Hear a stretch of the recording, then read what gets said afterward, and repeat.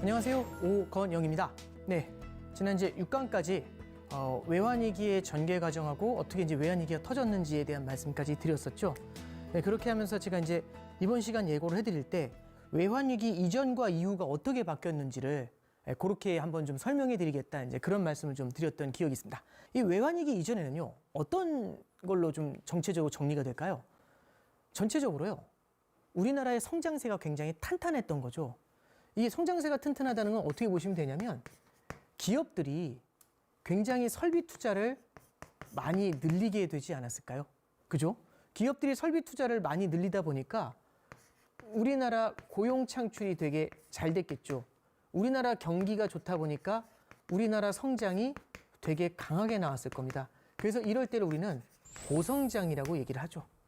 고성장 시기라고 얘기를 합니다. 그래서 GDP 성장률이 어떤 때는 7%, 8% 나왔어요. 요즘은 그 숫자 보기가 굉장히 어렵죠. 근데 한 가지 말씀드리겠습니다.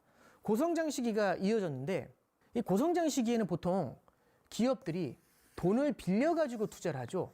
그러면 기업들의 대출이 되게 늘어나게 되는데, 기업의 대출이라는 건 기업들 입장에서는 어떻게 보면은 자금의 수요가 늘어나는 거죠. 여기서 조금 어려운 설명 하나 드릴게요. 금리라는 게 있습니다. 금리는요, 어렵게 생각하지 마시고 돈의 값이라고 생각하시면 됩니다. 돈의 값. 자, 가격은 뭘로 결정이 되죠? 수요와 공급으로 결정이 됩니다. 외환위기 이전에는요, 돈을 빌려주는 곳이 은행이죠. 그죠? 은행에서 돈을 빌려주는데, 은행의 대출은 한정이 되어 있는데, 너도 나도 설비 투자를 늘리기 위해서 대출을 늘리니까 돈에 대한 수요가 늘어났죠. 그래서 수요가 확 늘어난 겁니다. 공급은 고정이 되어 있는데 수요가 확 늘어나잖아요. 그러면 수요가 늘어나는데 공급이 한정되어 있으면 돈의 값인 금리는 어떻게 될까요? 확 뛰어오르기 시작을 하죠.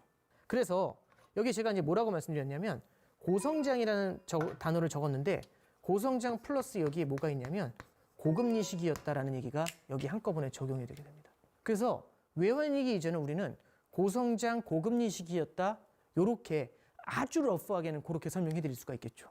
자, 그런데 우리가 외환위기가 딱 이거를 겪었습니다. 우리가 외환위기는요, 어떻게 보면은 기업들이 빚을 많이 내서 투자했다가 굉장히 어려움을, 충격을 크게 받은 그런 케이스라고 생각을 하시면 되잖아요.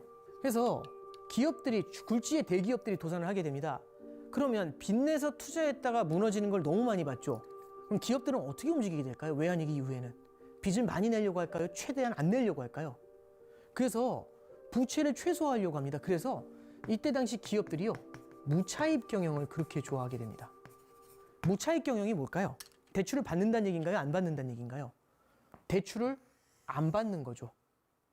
자, 대출을 받지 않는다는 얘기는 돌려 말하면요, 돈을 빌려야지, 큰 돈을 빌려야지 설비 투자를 할 거지 않습니까? 이 얘기는 설비 투자가 일어나지 않는다는 겁니다. 설비 투자가 줄어들면 사무실 같은 거나 공장 같은 게 생기지 않으니까 우리나라 신규 고용 창출이 어떻게 될까요? 요게 어려워지는 문제가 생기게 되죠. 노동시장으로 젊은 사람들이 계속해서 진입을 하기 시작을 하는데 신규 고용 창출이 되지 않으면 노동의 공급은 많은데 노동의 수요가 없잖아요. 그럼 어떤 일이 벌어질까요? 이게 실업 대란으로 이어지게 되는 거죠. 그리고 98년도, 99년도를 거치면서 제가 뭐라고 말씀드렸냐면, 강도 높은 구조조정이 있었던 때다가 여기에 기업들이 투자를 안 하면서 고용 창출이 안 됐잖아요. 그럼 이 두 가지가 겹치게 되면 우리나라의 실업이 굉장히 큰 문제가 생기잖아요. 그래서 실업 대란이라는 말씀드렸는데, 이때 4.5정이라는 말이 있었고요, 38선이라는 말이 있었고, 5.6도 뭐 이런 얘기들이 있었습니다. 이태백, 20대 태반이 백수다. 이 단어들이 아직도 저는 왜 생생하게 기억이 나냐면, 군대 갔다 와서 이제 취업 전선에 딱 뛰어드니까 어마어마한 경쟁력을 본 거죠. 경쟁률을. 그게 왜 그럴까요? 네, 이게 시작이 된 겁니다. 그 이후로도 계속해서 이어져 와서 지금도 이 문제가 쉽사리 해결이 되지 않고 있죠. 기업들이 설비 투자를 늘리질 않습니다. 설비 투자를 늘리지 않으니까 고용 창출이 좀 어려워져요. 그럼 어떤 일이 벌어질까요? 기업들의 투자가 일어나질 않으면 우리나라 성장이 잘 안 되는 문제가 생기겠죠. 그러면 고성장이란 말은 아니겠죠, 이제. 그래서 이 다음에 나오는 게 뭐냐면 저성장이 됩니다. 자, 조금만 더 갈게요. 저성장이 되면 어떤 일이 벌어지게 될까요? 기업들이 설비 투자를 안 한다는 말씀을 드린 거 기억나시죠? 그럼 기업들이 설비 투자를 하지 않습니다. 그죠? 그러면 기업들이 설비 투자하지 않는다는 얘기는 대출을 받지 않는다는 얘기죠. 대출을 받지 않는다는 얘기는 조금만 어렵게 말씀을 돌리면 돈에 대한 수요가 줄어든다는 얘기가 되나요? 그죠? 무슨 얘기할 것 같으세요? 제가 아까 뭐라고 적었냐면 여기 돈의 값이 뭐라고 했죠? 금리라고 했죠. 값은 수요와 공급으로 결정되지 않나요? 우리나라 경기가 안 좋다 보니까 외환위기 이후에 안정된 상황에서 우리나라도요. 금리를 낮추면서 돈을 풀어주기 시작을 합니다. 그래서 이때 유동성 공급이 늘어났거든요. 돈의 공급이 늘어났는데 문제는 돈을 빌리려는 돈의 수요가 실종이 돼 있었던 거죠. 공급은 많은데 수요가 없습니다. 그럼 어떤 일이 벌어질 것 같으세요? 공급은 넘치는데 수요가 없으면 가격이 내려가게 되겠죠. 그래서 우리나라 저금리 시대가 열리게 됩니다.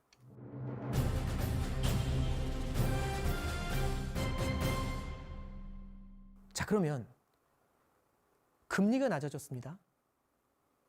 금리가 낮아지게 되면은 사람들은 어떻게 움직이게 될까요? 자, 금리라는 건 저는 뭐라고 말씀드렸냐면 금리는 돈의 값이라고 했죠. 가격이 싸면 어떤 일이 벌어지죠? 자, 볼게요. 이 칠판은 제가 판매합니다. 이 칠판 파는데 이 칠판 100만 원입니다. 사실 분 손 아무도 안 들죠. 이 칠판 100원에 업어가실 분 잠깐만요. 이렇게 되지 않아요? 주머니에 손 들어가지 않아요? 그 얘기는 뭐냐면 가격이 싸지면 사람들의 수요가 늘어날 것 같지 않으세요? 저금리가 이어집니다. 그러면 돈의 값이 싸지니까 돈에 대한 수요가 늘어났겠죠. 근데 이상하다? 아까 돈에 대한 수요가 줄었잖아. 그렇죠. 기업은 설비 투자를 안 하니까 돈에 대한 수요가 크지 않은데 이때부터 누구의 수요가 늘어나게 되냐면 가계의 수요가 늘어나게 되는 문제가 생깁니다. 그럼 가계가 돈을 빌리잖아요. 가계가 빌리는 대출을 뭐라고 하죠? 우리는 어려운 말로 가계 대출 내지는 가계 부채라고 하죠. 이때부터 가계 부채가 쌓이게 됩니다. 가계 쪽으로 대출이 늘어나게 돼요. 그러면 보통 일반적으로 이 대출은 어디에 포커스를 많이 두게 될까요? 담보가 확실한 곳에 대출을 많이 해주지 않을까요? 그죠? 그럼 개인이 갖고 있는 것 중에 담보가 확실한 게 뭐가 있을까요? 부동산 아닐까요? 예. 그래서요. 아파트 담보 대출 같은 것들이 증가를 하게 됩니다. 이게 여러분들 대출 내지는 금융이라는 건요. 조금만 과장해서 말씀드리면 이건 하나의 마법과 같습니다. 마법? 무슨 마법이냐면 미래의 소득을 현재로 땡겨오는 거죠. 자, 제가 30년짜리 주택담보대출을 받는다고 해볼게요. 30년짜리 주택담보대출 3억을 대출받아 집을 삽니다. 미리 한꺼번에 30년 동안 벌 걸 땡겨가지고 지금 질러버리는 거죠. 맞나요? 그런 다음에 이자를 내면서 그 수수료, 마법에 대한 수수료를 내면서 갚아나가는 거죠. 금융이라는 건요. 미래의 소득을 현재로 땡겨오는 마법입니다. 그죠? 그래서 2000년대 들어와가지고 가계대출이 크게 늘어났잖아요. 이 가계대출의 상당 부분이 부동산 담보대출입니다. 그죠? 그러면 잠깐 볼게요. 사람들이 미래의 소득을 한꺼번에 땡겨와가지고 집을 사요. 자, 그러면 예를 들어서 제가 돈이 현금 2억이 있습니다. 현금. 자, 5억짜리 집을 살 수 있나요? 없나요? 현금 2억이 있으면 5억짜리 집을 못 사요. 돈이 모자라잖아요. 근데 은행에서 전화 옵니다. 뭐라는 줄 아세요? 뭐라냐면은 대출 3억 가능하시대요. 그럼 5억짜리 집을 살 수 있지 않나요? 근데 여기서 의구심이 하나 생깁니다. 불안한데? 뭐가 불안할 것 같으세요? 3억이나 대출을 받으면 대출 금액이 크잖아요. 대출이 된다 안 된다를 떠나서 이자 부담이 클 것 같지 않으세요? 근데 갑자기 뭐라는 줄 아세요? 저금리 시대라고 신문에 납니다. 부담이 좀 덜하지 않나요? 근데 갑자기 그런 생각이 들어요. 지금은 금리가 낮지만 나중에 또 고금리가 될 수 있잖아. 이런 두려움이 생길 수 있지 않을까요? 자, 그러면 여기서 차트 하나만 보고 가도록 할게요. 금리 추이를 보시면 금리가 어떤가요? 전체적으로 내려오는 것 같지 않으세요? 계속해서 내려오는 것 같지 않으세요? 20년간 금리가 내려왔죠. 그러면 우리가 이 시대를 살 때는 어떤 느낌일까요? 금리가 많이 오를 거라고 생각할까요? 올라도 많이 안 오를 것 같다는 생각을 할 것 같으세요? 그러면 어떤 생각이 드냐면 저금리가 장기화가 될 거라는 합리적인 기대가 생기게 됩니다. 사람은요, 기대를 갖고 움직이거든요. 지금을 보는 게 아니라, 자, 지금 저금리예요. 지금 금리가 낮지만 미래에 고금리가 될 거라고 하면 대출 함부로 못 받죠. 근데 금리가 계속해서 내려갈 거라는 생각을 하면 어떤 생각을 할까요? 그러면 과감하게 영끌을 할 수 있지 않을까요? 예, 그래서요, 제가 어떤 설명을 드린 거냐면 지금 사람들이 대출이라는 마법을 쓰게 됩니다. 대출이라는 마법을 써가지고 2억짜리 돈이 있는데 5억짜리 집을 사는 겁니다. 그죠? 원래는 못 샀는데 주택담보대출 3억이 가능해진 거예요. 그럼 5억짜리 집에 수요자가 될 수 있죠. 불안하지 않으셔도 됩니다. 왜? 저금리가 장기화될 거니까. 그럼 3억 대출이 크게 부담이 안 될 수가 있죠. 그러면 2억 현금을 갖고 있는 사람도 원래는 아니었는데 이제 5억짜리 집에 수요자가 되죠. 그럼 수요가 한꺼번에 확 늘어나지 않나요? 주택에 대한 수요가. 5억짜리 집을 살 수 있는 수요가. 그죠? 그러면 공급 사이드에서 수요가 늘어난 만큼 그 순간 5억짜리 아파트가 팍 늘어나나요? 그러지 않죠. 그러면 공급은 안 되고 있는 상태에서 수요가 늘어나면 주택 가격은 어떻게 될까요? 확 올랐을 것 같지 않으세요? 다음 차트 한번 보시면 이게 우리나라 GDP 성장률 추입니다. 자, 보시면은요. 요게 요 부분이 움푹 들어간 무슨 칼처럼 이렇게 꽂혀 있는 느낌 나지 않나요? 이때가요. 바로 우리나라 외환위기, IMF 외환위기 때입니다. 이 전하고 이후를 비교해 보면은 이 전에는 성장률의 추이가 조금 높지 않았나요? 근데 이후를 비교해 보면 이 성장률의 추이가 낮아져 있는 게 보이지 않나요? 그래서 요걸 전후해 가지고 이 전은 고성장이라고 얘기했지만 이후를 우리는 저성장이라고 얘기하고 있는 겁니다.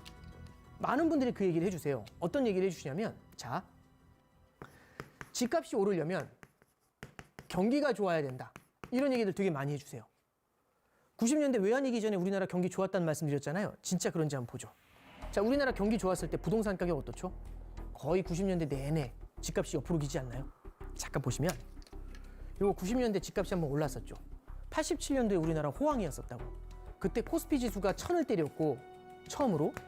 그리고 단독주택 가격이 2배 뛰었다 이런 얘기 해드리지 않았나요? 집값이 너무 많이 뛰니까 요때 당시에 정부에서 어떤 얘기를 하게 되냐면 5대 신도시 짓는다는 얘기가 나오죠. 그래서 200만 호를 공급하면서 주택 가격을 안정시켰는데 이후에요. 경기가 좋음에도 불구하고요. 돈이 다 어디로 흘러가게 되냐면 기업으로 흘러들어갑니다. 기업으로 흘러들어가니까 주택 가격은 안정이 되어 있었고 되려 외환위기 때 한번 움푹 들어가는 걸 보실 수가 있죠. 자, 외환위기 이후에 우리나라가 전반적인 저성장 기조였잖아요. 저성장 기조인데 경기 좋을 때는 안 오르던 주택 가격이 경기 안 좋은데 너무 많이 오르지 않나요? 왜 그럴까요? 저성장, 저금리지 않습니까? 저성장은 기업이 대출을 안 받고 기업이 설비 투자를 늘리지 않지 않습니까? 그러면 설비 투자를 늘리지 않으니까 이 돈이 어디로 흘러가는 거죠? 저금리하고 발맞추어 가지고요. 부동산 시장에 가서 고이고 있는 겁니다. 그럼 경기가 안 좋은데도 불구하고 부동산 가격이 계속해서 올라가는 거죠. 그리고 이 저금리를 갖다가 계속해서 공고화, 장기화 시키면서요. 더욱더 많은 대출이 부동산 시장으로 흘러들어가게 되면서 우리나라의 가계부채 부담을 더욱더 늘리고 있는 거죠. 지금도 우리나라 성장세가 여전히 약하죠. 최근에 물론 인플레이션 때문에 오르긴 했지만 금리도 과거에 비하면 낮은 편이죠. 그리고 우리나라 가계부채가 이슈가 된다고 하지 않았나요? 그죠? 그리고 아직도 우리나라 실업대란 문제가 아직까지 이어지고 있죠. 청년 실업 문제들. 그리고 부동산 많이 올랐다는 얘기 안 하나요? 최근에 물론 부동산 시장이 좀 흔들리는 모습은 있지만 과거에 비해서는 많이 높을 겁니다. 24년을 사는 지금도 이 이슈를 만나고 있죠. 이 이슈는 언제부터 시작된 거죠? IMF 외환위기가 만들어낸 에코 같은 거 아닐까요? 지난 몇 개의 강의를 통해 가지고 외환위기에 대해서 말씀드렸고 외환위기가 전개되는 과정하고 그 이후에 남은 상은 그게 어떻게 지금까지 메아리처럼 영향을 주고 있는지에 대해서 조금은 좀 큰 틀에서 한번 좀 넓게 좀 바라보는 관점에서 긴 관점에서 한번 설명을 좀 드려봤습니다. 이 정도를 토대로 하셔가지고 외환위기 당시의 책이라든지 그때의 기록들을 한번 되새겨 보시면 훨씬 더 이해가 빠르시지 않을까, 예, 그렇게 생각을 합니다. 참 우리나라 사람들한테 이 외환위기라는 게요, 상당히 큰 하나의 충격, 그런 걸로 다가오는 것 같습니다. 근데 이게 어떻게 전개되어 왔는지에 대한 과정들, 이런 걸 좀 철저하게 한번 좀 이해해 보시는 것도 우리가 미래를 바라볼 때 과도한 겁을 내거나 아니면은 너무 안이해지거나 이런 데서 벗어나는 그런 좋은 방법이 되지 않을까요? 네, 그 정도 말씀드리고 이번 강의 마치겠습니다. 감사합니다.